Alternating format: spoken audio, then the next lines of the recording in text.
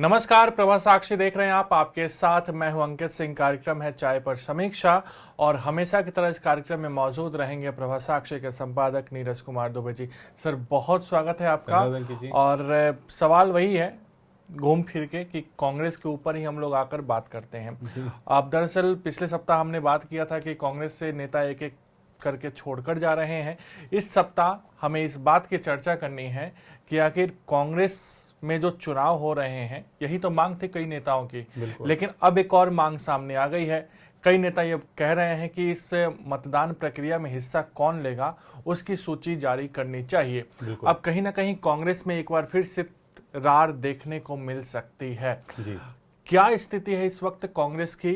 कांग्रेस का जो गांधी परिवार है, और यूं कह ले कि गांधी परिवार के इर्द गिर्द जो लोग हैं उनकी प्रतिक्रिया, और जो गांधी परिवार से दूर होते गए हैं लेकिन वो पुराने गांधी परिवार के अहम हिस्सा थे, उनकी प्रतिक्रिया क्या रहने वाली है? और आने वाले दिनों में, क्योंकि अक्टूबर में चुनाव है, तब तक किस तरीके के घमासान देखने को मिल सकता है? देखिए, घमासान तो अभी जो है वो भी कम नहीं है, क्योंकि और आप देखिए कि कांग्रेस ने भारत के लोकतंत्र को मजबूत करने में अहम योगदान दिया है, भारत की आजादी में योगदान दिया है, इसमें कहीं कोई दो राय है नहीं।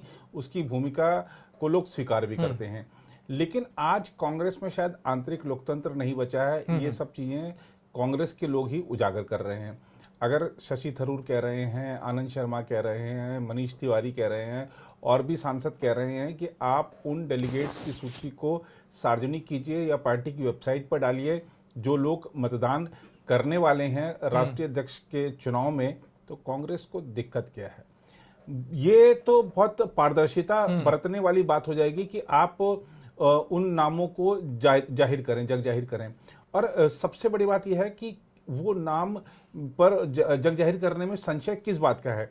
क्या वो जो नाम उसमें हैं वो सारे गांधी फैमिली के वफादार ही लोग हैं? कोई अन्य लोग नहीं है जो स्वतंत्र चुनाव की मांग करते रहे या पार्टी में संगठनात्मक बदलाव की मांग करते रहे? तो ये एक सवाल खड़ा होता है। तो इसलिए गुलाम नबी आजाद के उस आरोप में दम नजर आता है जो उन्होंने कहा था कि जो ये डेलीगेट्स बनाए गए हैं ये वो लोग हैं जिन्होंने फर्जी सदस्य बनाए और वो बन गए हैं डेलीगेट, और वो अब राष्ट्रीय अध्यक्ष के चुनाव में मतदान करेंगे। तो इस आरोप में कहीं ना कहीं दम नजर आता है। अब आप देखिए कि कांग्रेस अपने अध्यक्ष पद का चुनाव कराने जा रही है लगभग 2.5 साल बाद। वो भी पारदर्शी तरीके से नहीं हो रहा है। एक तो आपने बार बार चुनाव को टाला, जबकि आप देखिए कि कोविड का आपने बहाना दिया कि कोविड काल है, ये है वो है, जबकि कोविड काल में बिहार में विधानसभा चुनाव हो गए, पश्चिम बंगाल, केरल, तमिलनाडु, पुडुचेरी, कई राज्यों में चुनाव हो गए और इतने बड़े बड़े चुनाव हुए, और लेकिन आप अपनी पार्टी का चुनाव नहीं करा पाए, संगठनात्मक चुनाव नहीं करा पाए। और आप देखिए कि किस तरीके से जो CWC के मेंबर हैं वो तक नहीं निर्वाचित किए जाते हैं, उनका मनोनयन कर दिया जाता है, जिसके लिए पृथ्वीराज चौहान या और भी कई सारे नेता हैं जो मांग कर रहे हैं कि जो CWC के मेंबर हैं उनको भी चुनाव करके, चुनाव जीतकर वो वहां पर उसके सदस्य बने, जो कि कांग्रेस की सबसे शीर्ष नीति निर्धारण की इकाई है। लेकिन अब जो बात, अगर हम बात वहीं पर लौट कर आते हैं कि अध्यक्ष पद का जो चुनाव होने जा रहा है वो कितना पारदर्शी होगा, कितना स्वतंत्र होगा। अब आप देखिए कि कांग्रेस के जो निर्वाचन अधिकारी बनाए गए हैं राष्ट्रीय अध्यक्ष के चुनाव के लिए, मधुसूदन मिस्त्री, वो कहते हैं कि ये चुनाव बिल्कुल खुला हुआ है, जिसको चाहे वो आके नॉमिनेशन भर सकता है, और हम उस व्यक्ति को ये मतदाता सूची, डेलीगेट सूची वो देंगे जो चुनाव लड़ रहा होगा। एक तरफ मधुसूदन मिस्त्री कह रहे हैं कि जो चाहे चुनाव लड़ सकता है, दूसरी तरफ कांग्रेस के राष्ट्रीय महासचिव और जो पार्टी के में कई सारे महत्वपूर्ण कामकाज देखते हैं, रणदीप सुरजेवाला कहते हैं कि राहुल गांधी ही अध्यक्ष होंगे, हम उनको ही मनाएंगे। राज्यसभा में विपक्ष के नेता कहते हैं, मल्लिकार्जुन खड़गे, अध्यक्ष तो राहुल गांधी ही होंगे। तो आप एक तरफ कह रहे हैं कि सब कोई लड़ सकते हैं, दूसरी तरफ कह रहे हैं कि अध्यक्ष तो राहुल गांधी ही होंगे, तो फिर क्यों चुनाव कराया जा रहा है? आप मनोनीत कर दीजिए। इस एक्सरसाइज का मतलब क्या है?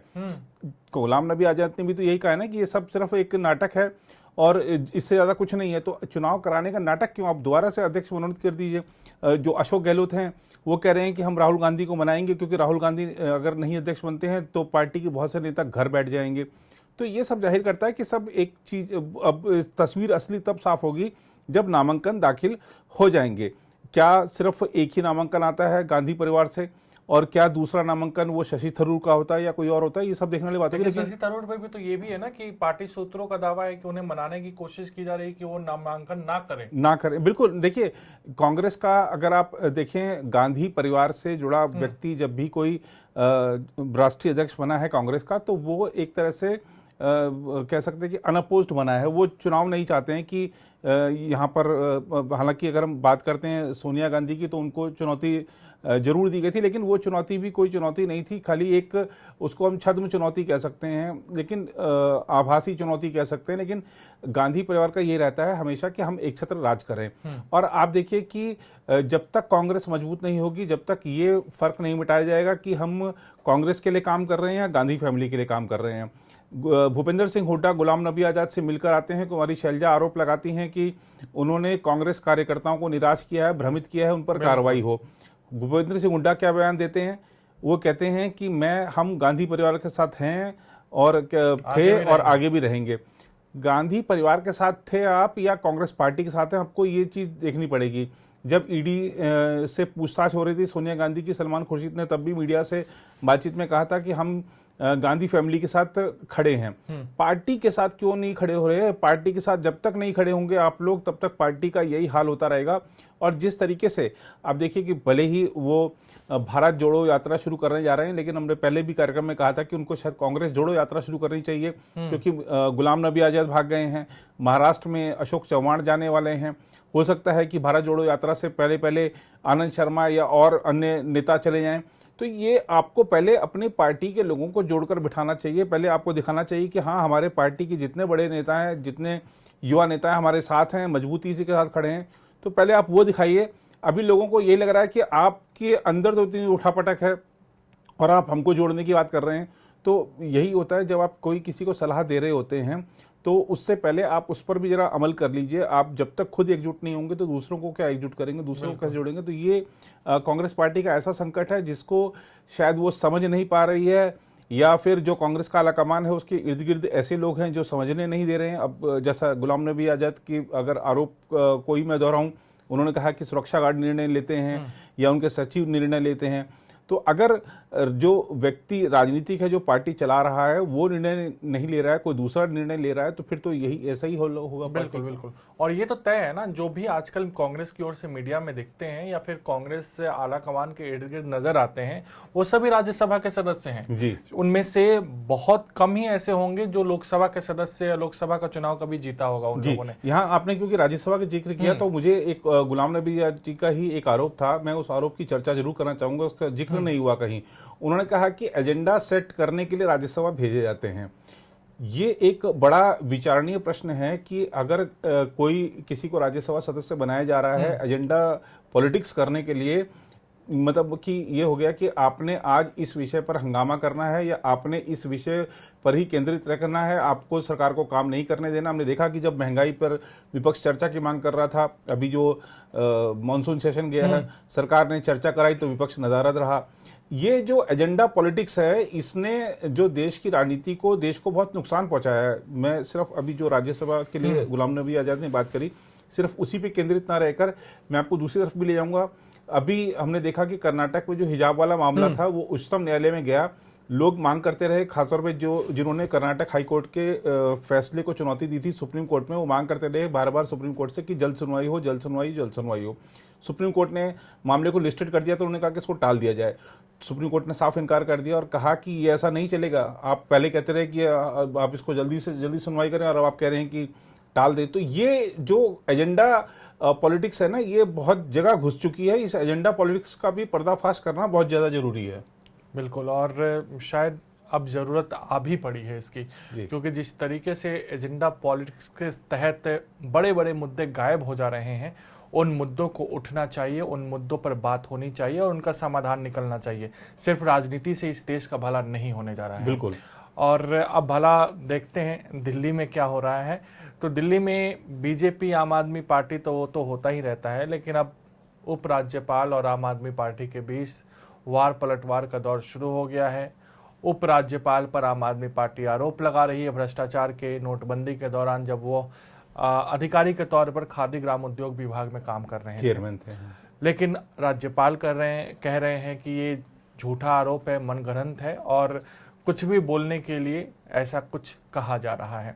सर, जो केजरीवाल का इतिहास हम देखें 2014 से, तो राज्यपाल के साथ उनके रिश्ते कभी सहज तो नहीं रहे हैं। बिल्कुल, हमेशा राज्यपाल बनाम दिल्ली सरकार, जब से आम आदमी पार्टी की सरकार आई है, देखने को मिला है। लेकिन ये नया अध्याय जुड़ रहा है कि अब सीधे भ्रष्टाचार के आरोप ही लगा दिए जाते हैं उपराज्यपाल पर। ये किस तरह की राजनीति है?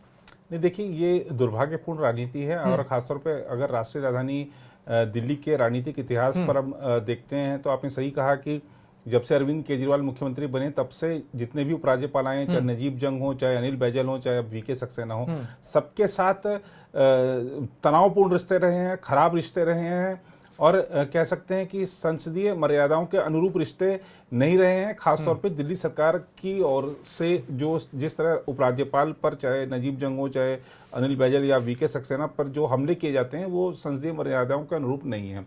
मैं आपको याद दिलाना चाहूंगा कि इससे पहले जितने भी उपराज्यपाल रहे हैं दिल्ली के, और दिल्ली में अगर हम देखें तो 93 से जब वापस इसको दिल्ली में दिल्ली सरकार का, दिल्ली विधानसभा का गठन हुआ, उसके बाद जब 93 से आप उठाकर देख लीजिए, अगर आपने 2014 तक की बात करी तो जितने भी उपराज्यपाल रहे हैं, मुख्यमंत्री और उपराज्यपाल अलग अलग पार्टियों से रहे, उसके बावजूद रिश्ते बहुत सहज रहे। मैं आपको याद दिलाता हूं कि खासतौर पर जब साहिब सिंह वर्मा जी दिल्ली के मुख्यमंत्री हुआ करते थे, उस समय तेंदर खन्ना उपराज्यपाल थे दिल्ली के, और उस समय जो ये संयुक्त मोर्चा, वाम मोर्चा की सरकार हुआ करती थी, देवगौड़ा और गुजराल वाला शासन का दौर था वो केंद्र में। उस समय जो ये तेंदर खन्ना थे, ये वामपंथियों की पसंद थे, तो वामपंथी की पसंद उपराज्यपाल पद पर जो व्यक्ति बैठे थे तेंदर खन्ना थे और मुख्यमंत्री थे बीजेपी के साहिब सिंह वर्मा। बहुत सहज रिश्ते, बहुत सहज रिश्ते। और उसके बाद भी जितने मुख्यमंत्री आए, आप देखिए शीला दीक्षित जब यहाँ पर मुख्यमंत्री थी तब जो उपराज्यपाल थे उनके साथ उनके संबंध सहज रहे और बेहतरीन तरीके से काम हुआ। शीला दीक्षित पर जो आरोप लगे, अब तो इस दुनिया में नहीं है वो आरोप लगे, वो राजनीतिक थे क्या थे उस पर हम नहीं जाएंगे, लेकिन शीला दीक्षित ने इन्हीं अधिकारों के साथ, आज अधिकारों की लड़ाई जो दिल्ली सरकार कर रही है, शीला दीक्षित ने इन्हीं अधिकारों के साथ दिल्ली का कायाकल्प कर दिया। बिल्कुल बिल्कुल, जो दिल्ली में शुरू से रहे हैं वो जानते हैं कि दिल्ली का कायाकल्प किसने किया है। मदन लाल खुराना ने शुरुआत की थी, शीला दीक्षित ने उसको आगे बढ़ाया। इन्हीं सीमित अधिकारों के साथ जो दिल्ली विधानसभा के पास या दिल्ली सरकार का जो सीमित अधिकार है संसाधनों को लेकर, चाहे अन्य मुद्दों को लेकर, उनके साथ उन्होंने दिल्ली का कायाकल्प कर दिया। लेकिन यहाँ पर सिर्फ राजनीति चल रही है जब से अरविंद केजरीवाल आए हैं। अधिकारों की लड़ाई के नाम पर शायद राजनीतिक लड़ाई लड़ी जा रही है, और क्योंकि हम सब जानते हैं अरविंद केजरीवाल का जो लक्ष्य है आम आदमी पार्टी का लक्ष्य है, और अब तो आम आदमी पार्टी के नेता खुले तौर पर कह रहे हैं कि 2024 मोदी बनाम केजरीवाल होगा। तो ये जो मोदी बनाम केजरीवाल के लिए आप दिल्ली का विकास को बाधित कर रहे हैं, ये जो पॉलिटिकल लड़ाई है ये लोकतंत्र में होनी चाहिए। आप आरोप प्रत्यारोप करें, आप किसी की कमियां उजागर करें, किसी की तारीफ करें तो उसमें खुद भी श्रेय ले लें, वो सब चलता है। लेकिन आप सीधा राज्यपाल से, उपराज्यपाल से भिड़ रहे हैं, तो जो संवैधानिक पद पर, अब देखिए ये एक बड़ी दुर्भाग्यपूर्ण स्थिति है कि संवैधानिक पद पर बैठे व्यक्ति, उसका बहुत हाथ बंधे होते हैं, उसके कह सकते हैं कि बोलने पर भी उसके पास अभिव्यक्ति की स्वतंत्रता एक तरह से नहीं रह जाती है, क्योंकि वो संवैधानिक पद पर बैठा हुआ है। तो उस व्यक्ति को यदि ट्विटर पर आकर अपनी जो पीड़ा है वो व्यक्त करनी पड़ी है, तो आप समझ सकते हैं कि उस व्यक्ति की स्थिति क्या होगी। तो कोई चीज डॉक्यूमेंटेड नहीं है, कोई चीज आप सिर्फ वर्बल आरोप लगा रहे हैं। और खासतौर पर अगर हम आम आदमी पार्टी के नेताओं की बात करें तो इनका, अगर हम इनकी अब तक की राजनीति को समझे हैं जो लोग, तो वो यही कहते हैं कि आरोप लगाओ भाग जाओ, आरोप लगाओ भाग जाओ, बाद में माफी मांग लो। हमने देखा कि अरुण जेटली जी पर किस तरह के आरोप लगाए गए थे, हमने देखा कि नितिन गडकरी जी पर किस तरह के आरोप लगाए गए थे। बहुत सारे नेता थे जिन्होंने बाद में लिखित में माफी मांगी जब मामला कोर्ट तक गया, लेकिन तब तक जनता वोट दे चुकी होती है। तो यही इनका एक शायद विनिंग फॉर्मूला बन गया है, तो ये उसको आजमा रहे हैं, लेकिन ये लोकतंत्र के हित में नहीं है। इस तरह की राजनीति गलत है। अब देखना होगा कि गलत राजनीति लोकतंत्र के हित को कितना भला करती है, लेकिन जिस तरीके से आज की राजनीति देखने को मिल रही है, जाहिर सी बात है ये लोकतंत्र के लिए सही नहीं है। फिलहाल आज के लिए मुझे यानी अंकित सिंह और प्रभा साक्षी के संपादक नीरज कुमार दुबे को दीजिए इजाजत। फिर आपसे अगले सप्ताह मुलाकात होगी। नमस्कार। अगर आप भी लेना चाहते हैं देश दुनिया की तमाम जानकारी तो आज ही सब्सक्राइब करें हमारे चैनल को। साथ ही नीचे दिए बेल आइकन को जरूर दबाएं ताकि हर अपडेट आप तक पहुंच सके।